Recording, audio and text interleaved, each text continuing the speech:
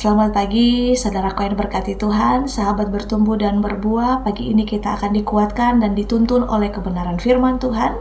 Dan tema renungan di pagi ini saya beri tema dosa yang disembunyikan membawa kerugian besar. Saudara, kita mau belajar dari seorang Akan dalam Yosua pasalnya yang ke-7 ayatnya yang ke-10 sampai ayatnya yang ke-13.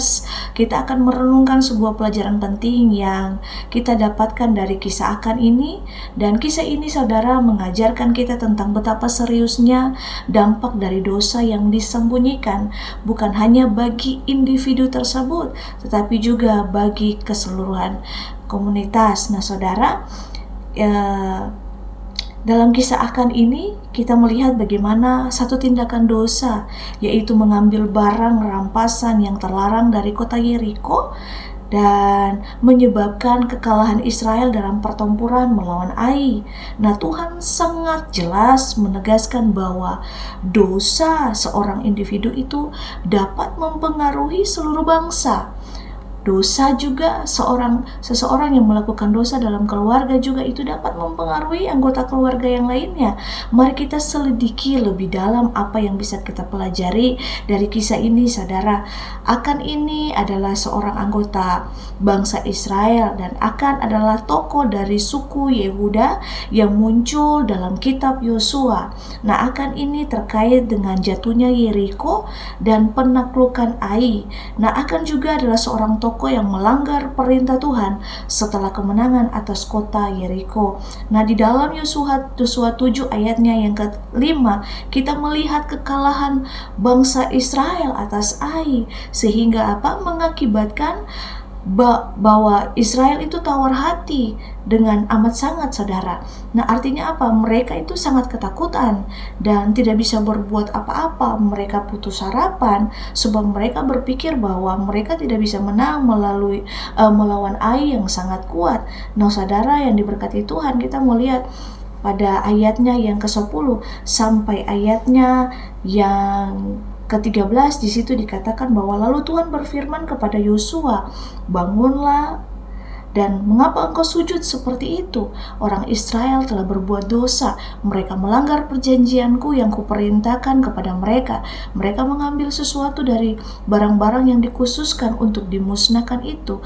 Mereka mencurinya dengan tipu daya, menaruhnya di antara bangsa-bangsa mereka." Ayat yang ke-12, oleh sebab itu orang Israel tidak mampu menghadapi musuh mereka. Mereka berbalik lari dari hadapan musuh mereka karena mereka sendiri telah dikhususkan untuk dimusnahkan. Nah, aku tidak lagi menyertai kamu, kecuali segala yang dikhususkan itu dimusnahkan.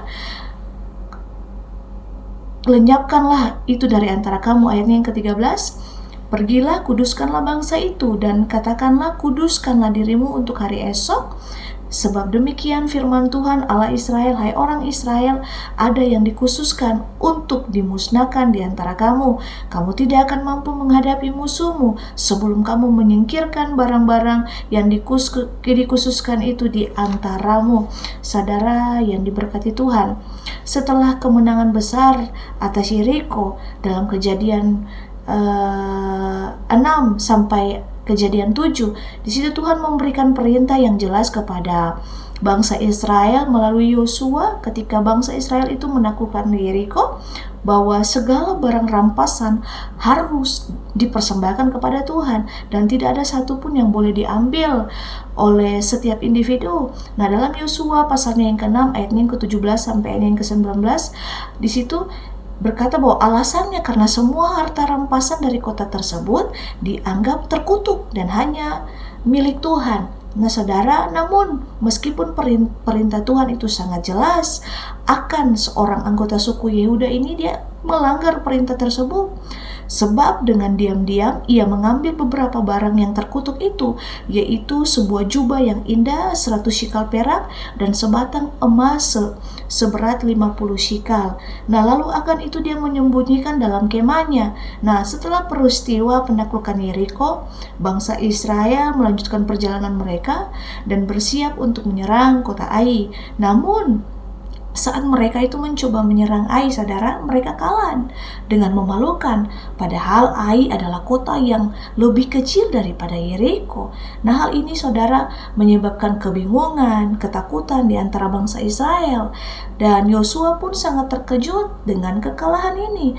Nah, akibat tindakan akan ini Israel kalah dalam pertempuran melawan kota Ai yang seharusnya bangsa Israel memenangkannya. Nah, ini mengarah kepada kemarahan atau murka Tuhan.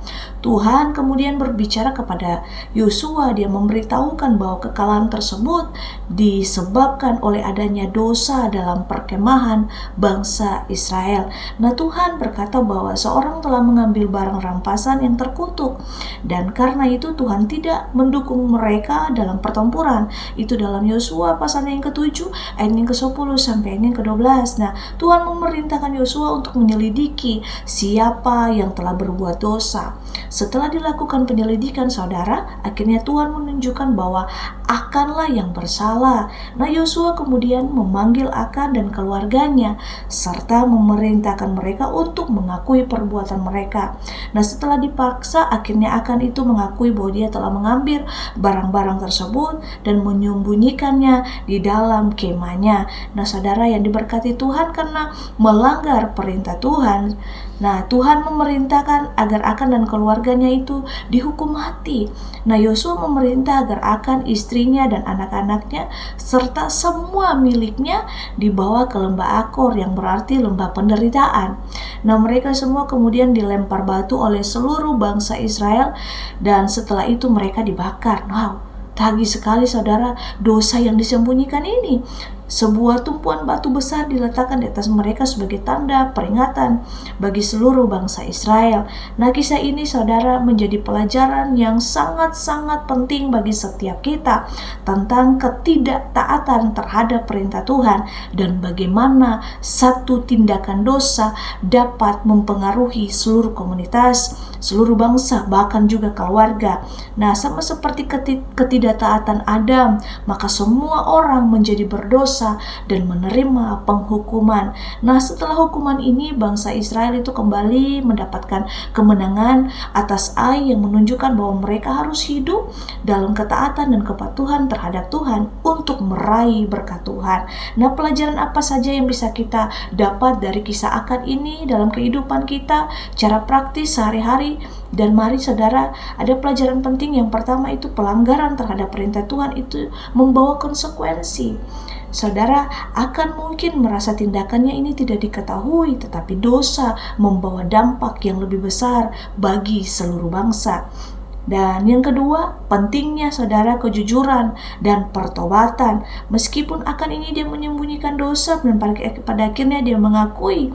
Dan saudara, hanya dengan pengakuan dosa serta pertobatan, maka kita akan mendapat yang namanya pengampunan. Saudara, jangan sekali-kali kita ini hidup di dalam dosa, apalagi kita menyembunyikan dosa. Kesimpulan dari perenungan firman Tuhan di pagi hari ini, saudara, dosa yang disembunyikan mungkin tampak tidak berbahaya, tetapi ia dapat membawa kerugian yang sangat besar bagi diri kita dan bagi juga komunitas, bagi bangsa, bagi juga keluarga kita. Tuhan menginginkan kita untuk mengakui dosa kita dengan jujur di hadapan Dia, bertobat, meninggalkan dosa, dan menjalani hidup yang berkenan di hadapan-Nya. Jadi pentingnya hidup dalam ketaatan, kejujuran, dan pertanggungjawaban dalam setiap aspek kehidupan kita. Kiranya kasih karunia menyertai setiap kita, hiduplah dalam perkenanan Tuhan, dan biarlah hidup kita ini selalu dan senantiasa menyenangkan hati Tuhan. Tuhan Yesus memberkati. Immanuel.